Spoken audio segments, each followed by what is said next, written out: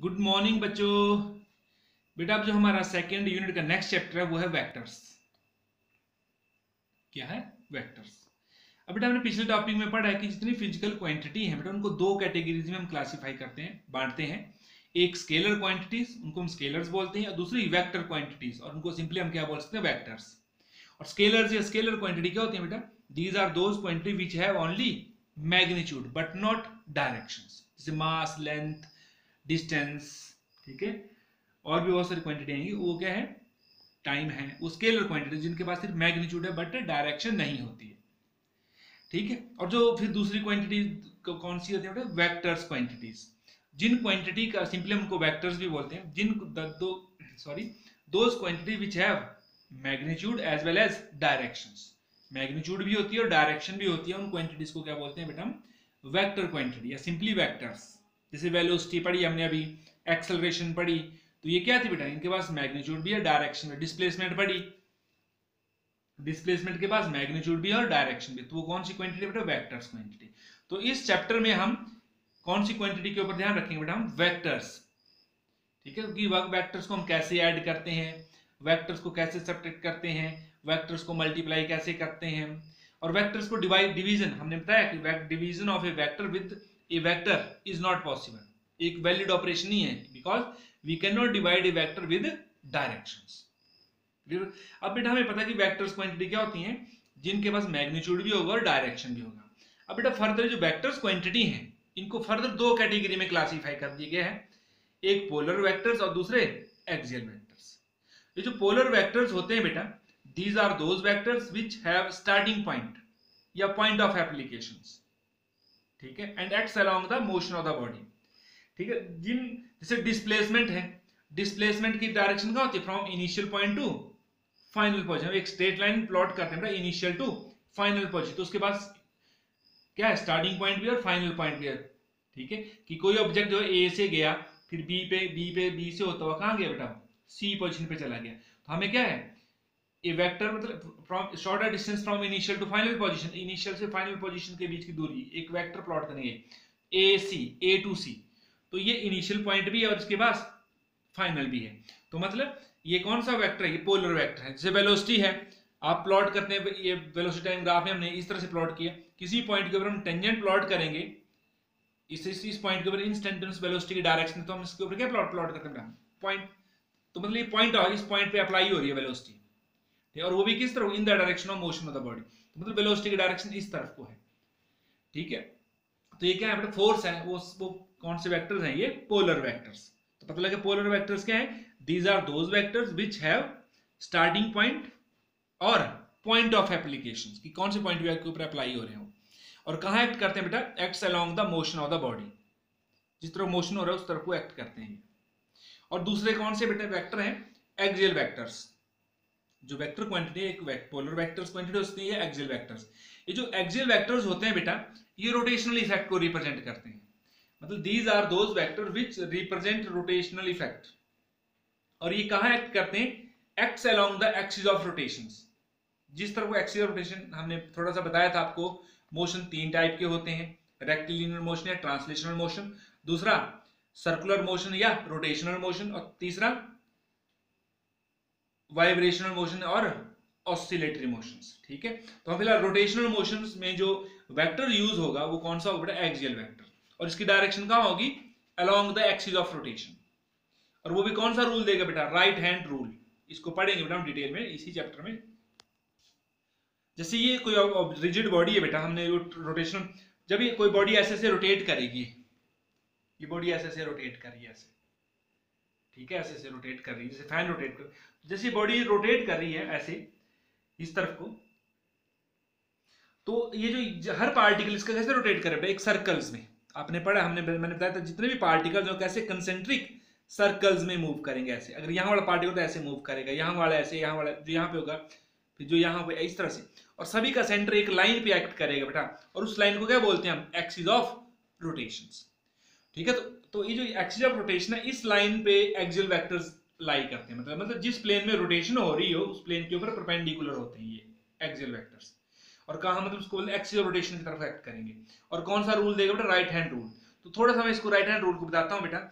हम right hand देंगे और देखो जिस तरह हम इस हाथ को मोड़ सकते हैं, हाथ देखो तो जो ऑटोमेटिक हमें पता है इस तरह को मोड़ता है, हमारी फिंगर कैसे टर्न होती है इस तरह से, ठीक है। और थंब को हम परपेंडिकुलर रखेंगे, ठीक है। तो इन कर्लिंग ऑफ फिंगर को हम कैसे रोटेट करना है बेटा, राइट हैंड की जिस तरह को रोटेशन हो रही हो, जिस तरह मान लो बॉडी ऐसे रोटेट करी सपोज को ऐसे मान लो, और इसी प्लेन में रोटेट कर रही है और ये ऐसे एंटी क्लॉकवाइज, तो कैसे होगा बेटा, आप ऐसे रोटेट करेंगे इनको और थंब कहाँ है बेटा, ऊपर को है, तो एक्सियल वेक्टर भी कहाँ होगा बेटा, ऊपर को होगा, ठीक है। और कहाँ पे, along the axis of rotation. अगर यही रोटेशन कैसे होती बेटा, ऐसे होती क्लॉकवाइज, तो अब हम ऐसे थोड़े, हमारी फिंगर तो ऐसे, अब हम इनको ऐसे रोटेट करेंगे, हमने फिंगर को भी ऐसे ले जाना है ऐसे, तो थंब कहाँ है हमारा पास, निचली तरफ को, तो कहाँ होगा, डाउनवर्ड डायरेक्शन में होगा। जैसे ये मान लो ये वेक्टर बेटा और ये ऐसे एंटी क्लॉकवाइज रोटेट कर रहा है ऐसे, तो कहाँ होगा बेटा, इस प्लेन के ऊपर ये परपेंडिकुलर होगा। अगर यही क्लॉकवाइज होता है, ठीक है, तो कहाँ एक्ट करेगा बेटा, ये नीचे को एक्ट करेगा, ठीक है। लेकिन ये जिस प्लेन में रोटेशन है उस प्लेन के ऊपर ये वेक्टर क्या होगा, परपेंडिकुलर होगा, मतलब ये एक्सिस ऑफ रोटेशन की तरफ को एक्ट करेगा बेटा। तो पता लग गया, जो वेक्टर्स हैं वो दो कैटेगरी में क्लासिफाई किए गए, polar vectors and axial vectors. Polar vector, these are those vector which have starting point या point of application and acts along the motions of the body, ठीक। लेकिन ये जो एक्सियल वेक्टर है, जिस तरह को जिस प्लेन में रोटेशन हो रही है उसके प्लेन के ऊपर एक्टिंग है, तो उस प्लेन के ऊपर परपेंडिकुलर एक्ट करते हैं। और किस तरह को, along the axis of rotation, और इसकी डायरेक्शन कौन देता है, कि ऊपर को या नीचे को, वो राइट हैंड थंब रूल देता है बेटा। इसको हम डिटेल में आगे पढ़ेंगे। तो these are those vector which represent rotational effect and acts along the axis of rotations and in accordance with right hand rule. अब बेटा हम आगे few definitions in vectors algebra पढ़ेंगे। तो पहली जो है बेटा few definition of vectors algebra, इसमें पहला है modulus of a vector. Modulus of a vector, पहले तो बेटा वेक्टर्स को तो हमें बताया जिनके पास मैग्नीट्यूड होगा, डायरेक्शन भी होगी। तो मैंने बेटा पहले भी बताया था ग्राफिकली हम वेक्टर्स को कैसे लिखते हैं, एक अगर हमने सिंबल से लिखना है तो सिंबल हम जैसे ए वेक्टर लिखना है तो ए डालेंगे और उसके ऊपर क्या लगाएंगे बेटा, हम एरो। जैसे फोर्स लिखनी है, फोर्स के ऊपर हम कैपिटल एफ लिखेंगे और उसके ऊपर क्या लगाएंगे, एफ। अभी हमने पीछे वेलोसिटी पढ़ी तो वेलो वी और उसके ऊपर एरो लगाया। एक्सेलरेशन लिखी ए के ऊपर एरो, तो ये किसको, वेक्टर्स को रिप्रेजेंट, डायरेक्शन को भी और मैग्नीट्यूड को रिप्रेजेंट, वेक्टर क्वांटिटी को रिप्रेजेंट कर रहे हैं। अगर हमने ग्राफिकली लिखना है बेटा तो उसको एक स्ट्रेट लाइन से और साथ में ऊपर क्या लगाते हैं हम, arrow head. A vector graphically represented by a straight line and arrow head on it, ठीक है। और ये जो ये पॉइंट, इसको जो इनिशियल पॉइंट होता है, इसको इनिशियल पॉइंट को ओरिजिन से, जो ओरिजिन या टेल बोलते हैं इसको हम, ये स्टार्टिंग पॉइंट जो होगा इस वेक्टर का उसको क्या बोलते हैं हम, ओरिजिन या टेल। और जो बिल्कुल टॉप होता है उसको हेड बोलते हैं या टिप बोलते हैं या टर्मिनस ऑफ द वेक्टर्स बोलते हैं। क्लियर। जो लेंथ ऑफ द वेक्टर वो मैग्नीट्यूड को रिप्रेजेंट करती है और एरो हेड डायरेक्शन को रिप्रेजेंट करता है बेटा। क्लियर। तो अब बेटा यहाँ जो मॉडुलस ऑफ ए वेक्टर क्या होता है, the magnitude of a vector is called modulus of a vector. किसी भी वेक्टर का जो मैग्नीट्यूड होगा उसको क्या बोलेंगे बेटा, मॉडुलस।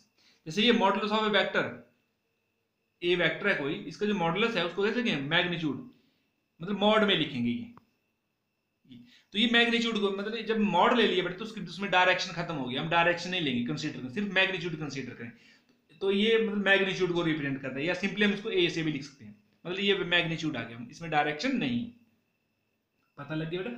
मॉडुलस ऑफ वेक्टर का तो magnitude of vector is called modulus of vector. किसी भी वेक्टर का मैग्नीट्यूड को मॉडुलस बोलते हैं बेटा। क्लियर। और इसको कैसे लिखते हैं, modulus of vector, mod of a vector, और सिंपली हम इसको ए से भी लिख सकते हैं, मतलब मॉड ऑफ ए वेक्टर लिखते हैं, मतलब मैग्नीट्यूड, इसमें डायरेक्शन नहीं रही, सिर्फ मैग्नीट्यूड बच गया। क्लियर हो गया। अब जो दूसरा है दूसरी डेफिनेशन है वो है यूनिट वेक्टर। कि यूनिट वेक्टर क्या होता है, यूनिट वेक्टर क्या होता है, a unit vector of a given vector. किसी भी गिवन वेक्टर का यूनिट वेक्टर क्या होता है, एक वेक्टर होता है ऑफ यूनिट मैग्नीट्यूड, जिसका मैग्नीट्यूड कितना होता है, यूनिट होता है, और direction and has same direction as that of given vector. ठीक है।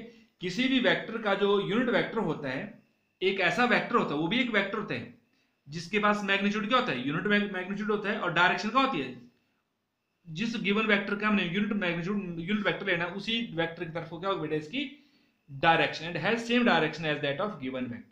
जैसे मान लो unit vector of a vector लिया बेटा हमने, इसका यूनिट वेक्टर लेना है, उसको हम कैसे रिप्रेजेंट करते हैं, ए और उसके ऊपर ये लिखते हैं बेटा इस तरह से, इसको पढ़ते हैं हम ए कैप, या ए हैट भी बोल सकते हैं आप, ए कैप या ए हैट, मतलब ये लिखें प्रोनाउंस तो ऐसे करना है पर ऐसे लिखना नहीं है, या ए हैट भी बोल सकते हैं, मतलब टोपी है इसके ऊपर, ए कैप या ए, इसको ये क्या है, यूनिट वेक्टर है बेटा। क्लियर हो गया।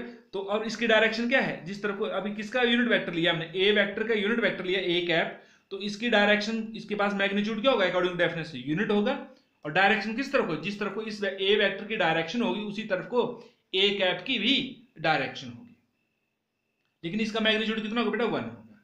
अब ध्यान दो बेटा, अच्छा ए वेक्टर है हमारे पास, ए वेक्टर क्या होता है, vector has both magnitude and directions, ठीक है। तो ए वेक्टर जो है अभी हमने पढ़ा है, जो magnitude of a vector is called modulus of vector. तो जो मैग्नीट्यूड ऑफ वेक्टर को ये किसको रिप्रेजेंट करता है बेटा, ये ए वेक्टर के मैग्नीट्यूड को रिप्रेजेंट कर रहा है। अब ध्यान दो, ए वेक्टर के पास क्या मैग्नीट्यूड, मतलब ए वेक्टर के पास क्या है, ए मैग्नीट्यूड आ गया, प्लस साथ में क्या होगी डायरेक्शन। तो जो ए कैप होता है वो क्या देता है बेटा, डायरेक्शन देता है ए कैप, इसके पास मैग्नीट्यूड तो 1 होता है लेकिन डायरेक्शन होती है। तो ये आ गया बेटा, ए वेक्टर क्या हो गया, a vector is equal to magnitude into directions, ठीक है। मैग्नीट्यूड को ए रिप्रेजेंट कर रहा है और ए कैप किसको रिप्रेजेंट कर रहा है, डायरेक्शंस को। तो ये आ गया, ए वेक्टर के बाद मैग्नीट्यूड भी होगा, डायरेक्शन भी होगी। तो ए किसी वेक्टर को हम उसके मैग्नीट्यूड और साथ में डायरेक्शन से लिखते हैं बेटा। तो यहां से ए कैप कितना आ जाएगा बेटा, इस ए मैग्नीट्यूड को कहां ले आओ, नीचे। तो ए कैप कितना आ गया बेटा आपके पास, ए वेक्टर डिवाइड बाई ए मतलब मैग्नीट्यूड, और इसको हम ऐसे भी लिख सकते हैं हम, ए वेक्टर अपॉन, ए तो ऊपर वेक्टर, इसको मॉड को आपको पता है ऐसे, मतलब मैग्नीट्यूड को ऐसे भी या चाहे ऐसे, एक ही बात है ये। तो यूनिट वेक्टर कैसे आता है, a vector divide by its magnitude. तो बेटा हम यूनिट वेक्टर को इस तरह से भी डिफाइन कर सकते हैं कि unit vector in a given directions is also defined as a vector in that directions, इसी डायरेक्शन में a vector in that direction divided by its magnitude, ठीक है। अब बेटा ऊपर भी वेक्टर सेम क्वांटिटी है, नीचे भी सेम क्वांटिटी है, अगर ऊपर ये वेलोसिटी है तो नीचे भी क्या होगी बेटा, वेलोसिटी, ठीक है। अगर ऊपर फोर्स है तो नीचे भी फोर्स ही होगी, ठीक है। डायरेक्शन तो होगी ऊपर, लेकिन ऊपर फोर्स नीचे फोर्स, तो फोर्स के यूनिट क्या हो जाएंगे बेटा, कैंसिल। अगर ऊपर न्यूटन नीचे भी न्यूटन, ऊपर वेलोसिटी है तो नीचे वेलोसिटी, मीटर पर सेकंड मीटर पर सेकंड कैंसिल हो जाएंगे, ठीक है। और अगर ऊपर भी मैग्नीट्यूड लें, इस क्वांटिटी का भी मैग्नीट्यूड लें बेटा, तो कितना आएगा इसका मैग्नीट्यूड, 1। देखो बेटा, तो पहले तो ये यूनिट लेस होगी क्योंकि सेम ऊपर भी सेम यूनिट है नीचे भी सेम, तो ये दिस क्वांटिटी जो यूनिट वेक्टर है वो क्या है, यूनिट लेस है, ठीक है। जब यूनिट लेस आ गया तो साथ में क्या है फिर वो डायमेंशन लेस भी है, डायमेंशन लेस भी। अगर हम बेटा ए कैप का मैग्नीट्यूड लें, ध्यान देना मैग्नीट्यूड, तो इसका भी क्या लेंगे बेटा हम, इसका भी क्या आएगा मॉडुलस। तो ये क्या आएगा, ऊपर वाले का मॉड, नीचे वाले का भी, ये तो ऑलरेडी मॉड में, तो इसको तो ए ही आ जाएगा, ऊपर भी ये नीचे ये तो ऑलरेडी किसमें ए में आएगा, मॉड ऑफ मॉड, तो ये सेम ही रह जाएगा बेटा। इसका भी क्या आएगा, मैग्नीट्यूड में आएगा, तो ए से ए कैंसिल, कितना बचेगा 1। तो ए कैप का मैग्नीट्यूड कितना है, 1 है, साथ में ये यूनिट लेस है और डायमेंशन लेस है, मतलब सिर्फ ये डायरेक्शन देता है और कुछ नहीं देता है। तो पता लग गया, जो यूनिट वेक्टर थे it is unit less and dimension less, it represent only directions. Clear हो गया बेटा। और साथ में बेटा हमने ध्यान देना है, जो हम कार्टेशियन कोऑर्डिनेट सिस्टम, जो फ्रेम ऑफ रेफरेंस देखते हैं, हम जो कार्टेशियन सिस्टम लेते हैं वहां पर एक्स वाई और जेड, तो बाई कन्वेंशन एक्स की तरफ को जो हम यूनिट वेक्टर लेते हैं वो क्या लेते हैं, हम आई कैप कंसीडर करते हैं, और इधर को जे कैप लेते हैं वाई एक्सिस की तरफ को, और जेड एक्सिस की तरफ को क्या यूनिट वेक्टर लेते हैं बेटा हम के कैप। तो बाई हमें के कैप है तो मतलब ये x axis, sorry Z axis की तरफ को है, अगर आई कैप होगा तो उससे पता लगेगा कि वो क्या एक्स की तरफ को होगा, और जे कैप होगा तो किस तरफ होगा बेटा, वाई एक्सिस की तरफ होगा। क्लियर हो गया। तो ये था बेटा यूनिट वेक्टर के बारे में, फिर इसके ऊपर एक हम क्वेश्चंस करेंगे, वो हम नेक्स्ट वीडियो में करेंगे। क्लियर हो गया बेटा, ओके बेटा, थैंक यू।